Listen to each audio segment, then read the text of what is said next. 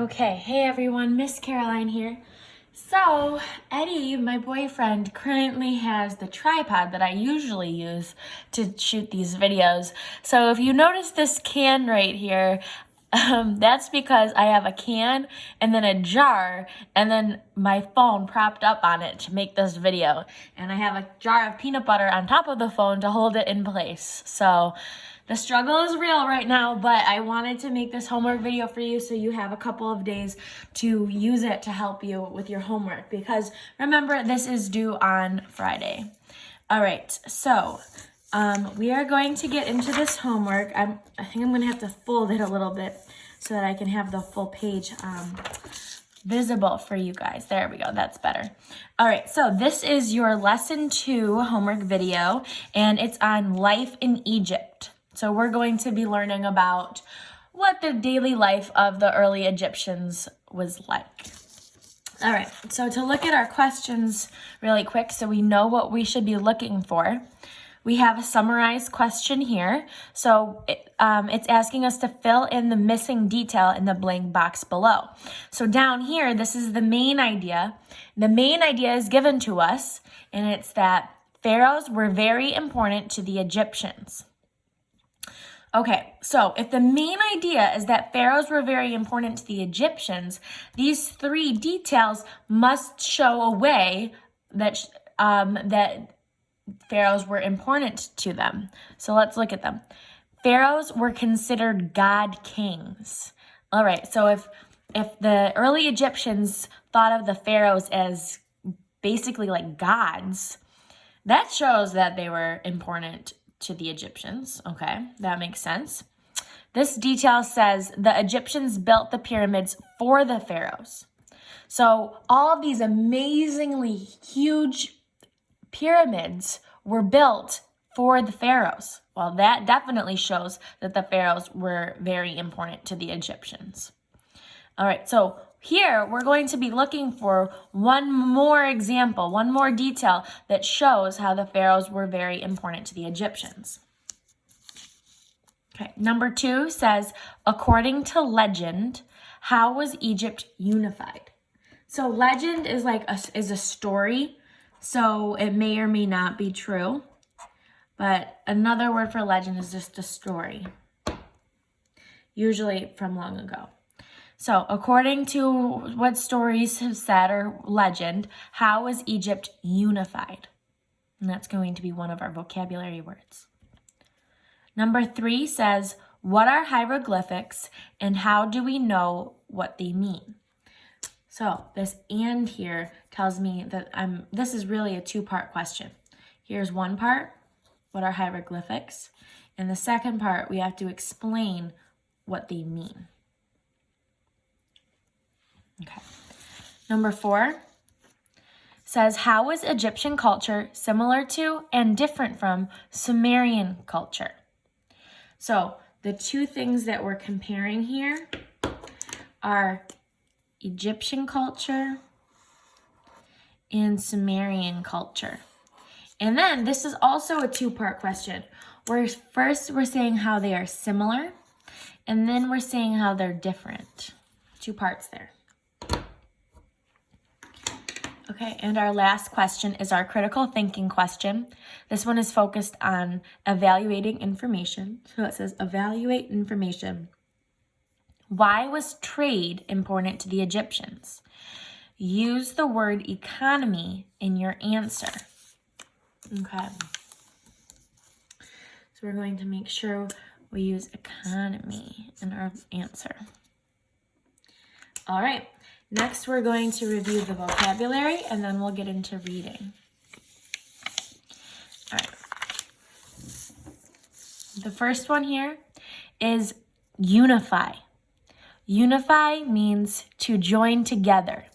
So you'll notice here the vocabulary word is unify. This is a verb. To unify, to join 2 things together. Here we see unified. That's in the past tense because this was a long time ago. We're talking about something that already happened. So we're adding that ed suffix. All right. Next, we have Pharaoh, which is a god king. So it's a king that was like almost like a god. They were so powerful and respected by the people. Next, we have hieroglyphics, which is a form of writing made up of pictures and symbols. A pyramid is a large stone building that served as a house or tomb for the dead.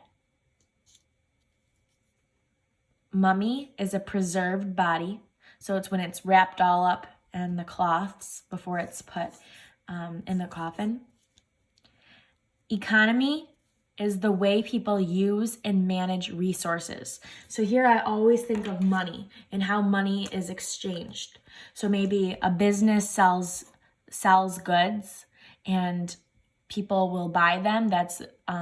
So they're buying things and then they're going to work, they're going to a job to earn money so that they can continue to spend it. So that transition of the money going around and changing hands has to do with the economy. That's the way we use and manage our resources. All right, so now that we've gone over our vocabulary, let's get right into it. The first section is on unifying Egypt. So here we see a different form of the verb to unify. Now is unifying, the act of doing it, of joining them together. So unifying Egypt. Upper Egypt and Lower Egypt were unified or joined together into one country. Legend says that King Menes led his army into Lower Egypt and joined the two kingdoms in about 3150 BC. Historians divided ancient Egypt into the Old Kingdom, which existed from about 2575 to 2181 BC, and the Middle Kingdom, which is around from 2040 to 1782 BC, and the New Kingdom, which was around 1570 BC to 1070 BC. During the New Kingdom, the king became known as the Pharaoh, or God King. All right, so during this time, that's when a king became known as a Pharaoh, or that God King. So that's when they earned that extra recognition. Okay, let's see. So for number 2, according to legend, how is Egypt unified? So right here, this first box will give us that answer, gives us that answer for the story of how Egypt was unified.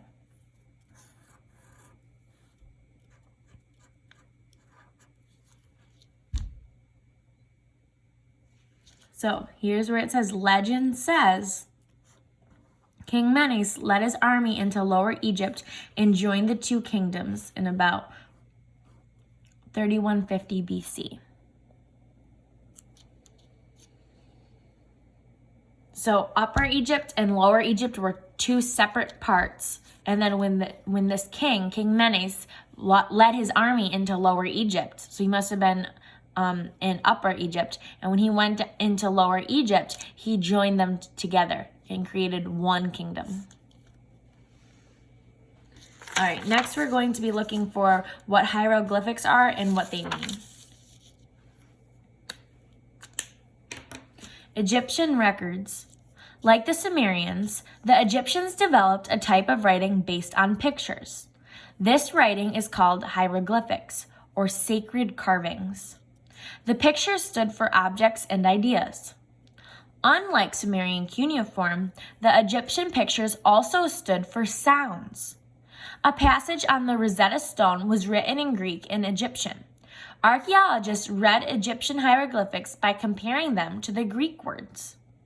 Priests, officials, and scribes, or professional writers, kept written records. These records help archaeologists understand ancient Egyptian life. All right, well, here's our keyword hieroglyphics here. So we have to find what hieroglyphics are and what they mean. Okay, so we're going to find that in this beginning part right here.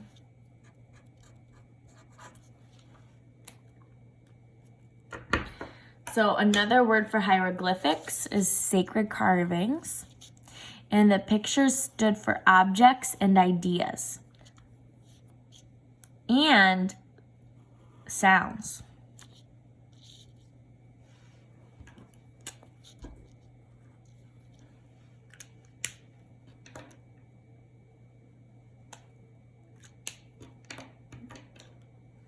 All right. And looking at question number 4, it looks like we're also going to be getting that from this section too. How is Egyptian culture similar to and different from Sumerian culture?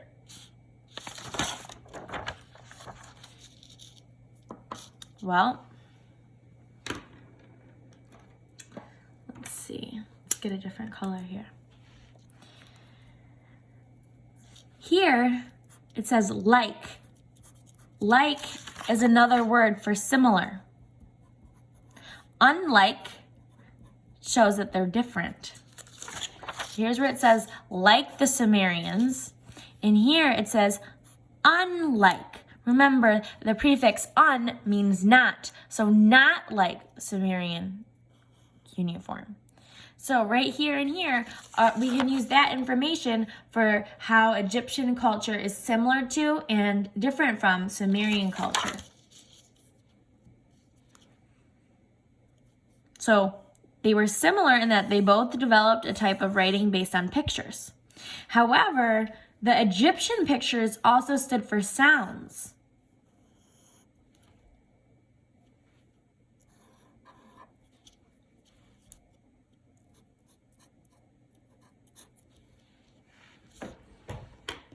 That should be a 4 right here.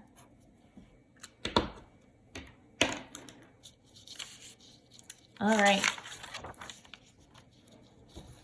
So as we go on, we'll see if we learn more about the cultures, but so far we already know how the Egyptians and Sumerians were similar and different based on their system of writing, their picture writing. All right, let's keep reading. Pyramid building.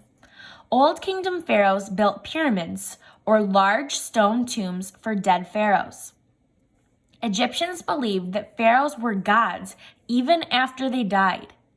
So even though they died, they were still thought of as gods. Pyramids were filled with all the pharaoh's possessions. The pharaoh's preserved body, or mummy, was placed in the pyramid. Social life. Trade grew during the Middle Kingdom. A new middle class came into being. In the new class system, the pharaoh was at the top. Then came nobles and priests. Next were merchants, craftspeople, and scribes. Then came farmers and unskilled workers. Enslaved people were at the bottom of the class system. Egyptians could move between classes. Like Sumerian women, Egyptian women could inherit land and take part in business. Most women were not taught to read and write. All right, so here we have another comparison of the Egyptians to the Sumerians. Like Sumerian women, there's another one for the like Sumerian women, Egyptian women could inherit land and take part in business. And I also want to give you a bit of a visual for this social structure that existed in ancient Egypt. So, just like the pyramids that they made, their social system was kind of like a pyramid too. Right? It's kind of structured like this. At the top, we learned, was the pharaoh.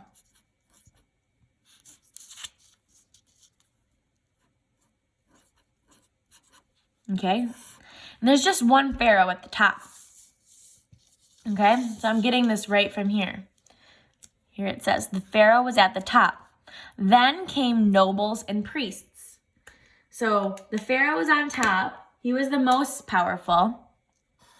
And then there were nobles and priests. There were a bit more. There wasn't just one noble and one priest.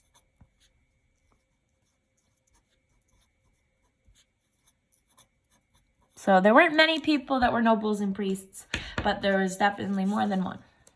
Next were merchants, craftspeople, and scribes. So now it's getting a little bigger. There's more merchants, craftspeople, and scribes than nobles and priests, which are more than just the pharaoh.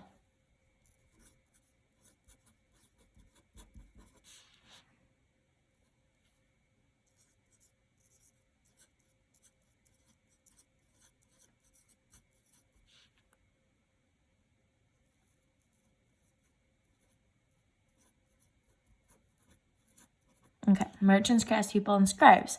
Then came farmers and unskilled workers. So if it doesn't take a lot of skill to do that job, there's probably going to be more people that fall into that category.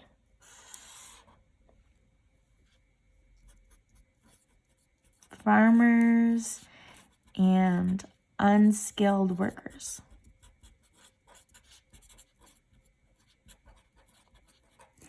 And enslaved people were at the bottom of the class system.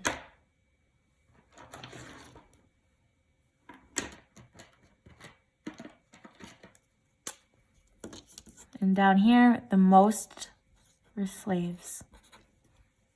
Oops, you can't see that. There we go. So this was the Egyptian social class system.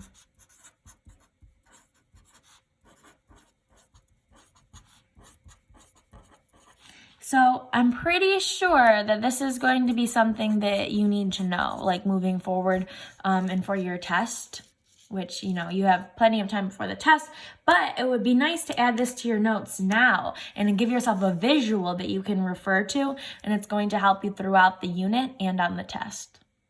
So again, at the top is the pharaoh, then nobles and priests, then merchants, craftspeople, and scribes, then farmers and unskilled workers, and then at the bottom, slaves. All right, so getting back into the text, we have 2 more chunks to go. Trade and technology.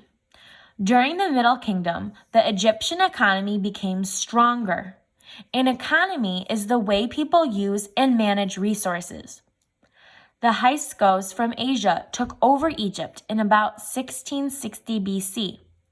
After about 100 years, the Egyptian pharaohs took over again. This began the New Kingdom.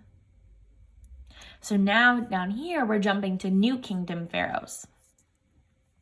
Middle Kingdom and New Kingdom pharaohs ruled with their sons or wives.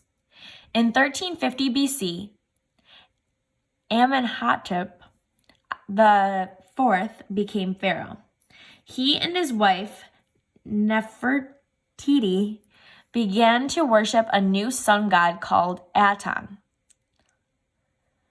Amenhotep neglected his duties as pharaoh. The next pharaoh, Tutankhamun, I'm sorry, I'm probably totally butchering these names. But so this next pharaoh, Tutankhamun, brought back order to Egypt. Aton was no longer worshipped. So during the Middle and New Kingdom, the pharaohs ruled with their sons or wives. And under this dude, when he was the pharaoh, they began to worship this new sun god, right? But he wasn't that good of a pharaoh. He wasn't doing his job right. So the next pharaoh, he brought back the rules. He brought back order to Egypt. And they decided not to worship that god anymore. All right. So let's look here. Our critical thinking question. Why was trade important to the Egyptians? And we have to use the word economy. So where they talk about trade and the economy is in this paragraph right here.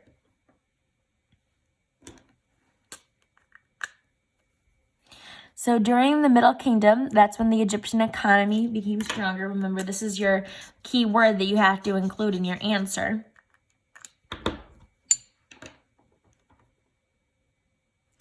All right, so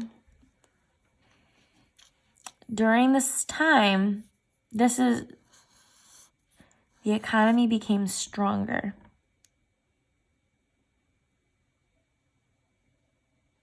So in here, it doesn't talk that much explicitly about trade. However, we know that the economy became stronger during this time, and that's the way people use and manage resources. So through how they were trading, their economy was becoming stronger at this time. So what does that tell you as to why trade was important to the Egyptians? How did trading affect their economy? So for these critical thinking questions, the answers aren't always popping right out at you. The whole point is that you're thinking critically, you're thinking deeply about it to try to figure it out. So it's asking you to problem solve a bit.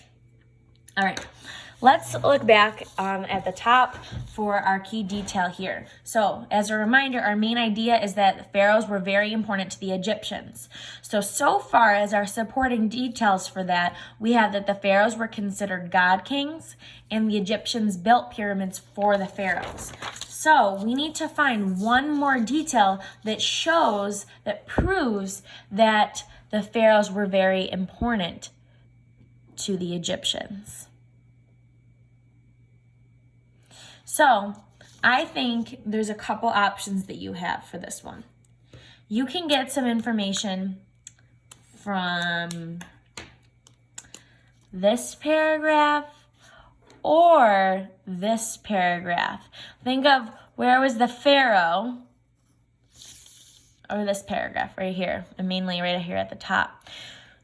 Think of where the pharaoh was when we drew our social class system. How is that important based on where he is in the social class? And you can view here and how people viewed the pharaohs even after they died and what they did with the bodies.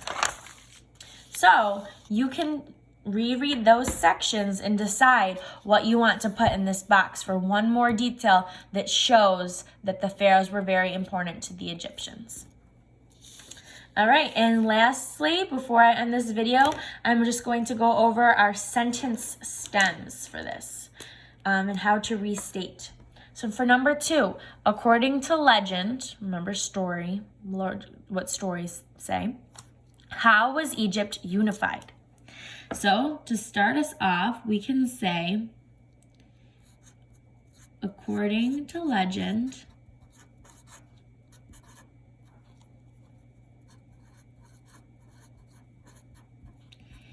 Egypt was unified when, you're going to say how that happened. Okay.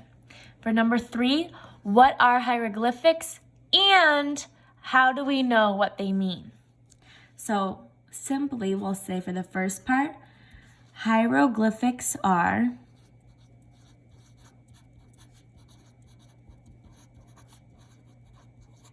then we'll say what they are, and then we'll say they mean, and you'll say what they mean and what they represent.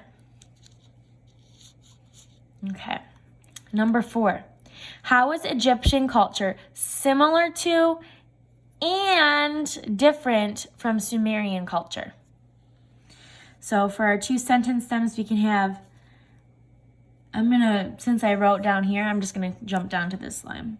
So Egyptian culture and Sumerian culture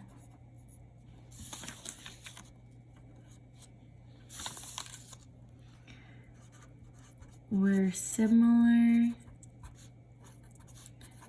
because they both, and then you can say what they both shared. And then we also have to say how they're different. So I'm just gonna bring it down here. Then we're going to say, so after we talk about how they're similar, we're going to talk about how they're different. So Egyptian and Sumerian culture.